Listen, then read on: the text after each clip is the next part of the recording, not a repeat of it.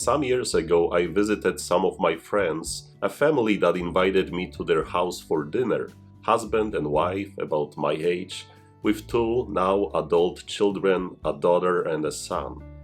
I remember we were sitting at the table enjoying delicious food, good conversation and friendly company, and then for some reason we started a little conversation about tattoos. So their daughter, who was back then about 16 years old, said that she would love to have a tattoo. Quickly a little argument arose between her and her mother, who said that as long as she was living in her house, her daughter would not have permission to have a tattoo on her body. So then the young girl said, "But why not? I just want to make a little cross on my forearm. It is only a cross, a symbol of my religion, so why can't I?" And the mom's answer was very simple but very clever. She said, "The symbol of your faith is not a tattoo of a cross, but all the good deeds you do to others, your good life according to God's commandments, not a tattoo." There is so much truth in that. Because others will recognize in us that we are Jesus' disciples not by any external signs of our religion, but by our faith and good actions, by our love that we show to others. And this is exactly what Jesus meant by saying these following words: "This is how all will know that you are my disciples, if you have love for one another."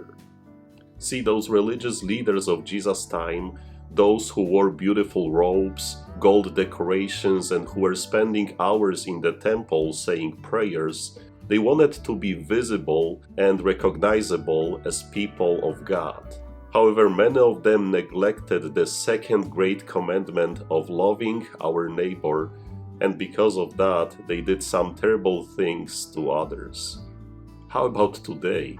We all have heard about some priest or bishop who in their lives should represent God, but they do that only externally, by the way they dress, yet at the same time are disrespectful towards others, treat them badly or even hurt another person.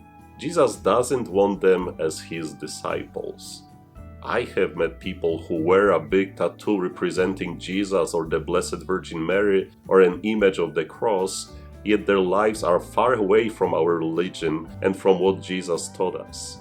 You too have met those who go to church each Sunday and say the rosary daily and wear golden crosses and medals around their necks, yet at the same time can't treat others with love, respect, with compassion. They hurt others, hold grudges against others, gossip, lie, steal, and do other sinful things. Jesus is very clear. You can't call yourself his disciple if you can't love others. You can't call yourself a Christian if you can't love your neighbor. You must love God and then the person who is right next to you. Only then will all know that you are Jesus' disciples, if you have love for one another. That beautiful rosary hanging on the mirror in your car means nothing if you have no love. That expensive gold cross that you are wearing around your neck means nothing if you have no love. This is not how others will recognize you as Jesus' disciple. This is how all will know that you are my disciples, if you have love for one another. So let's go to work, and God bless you.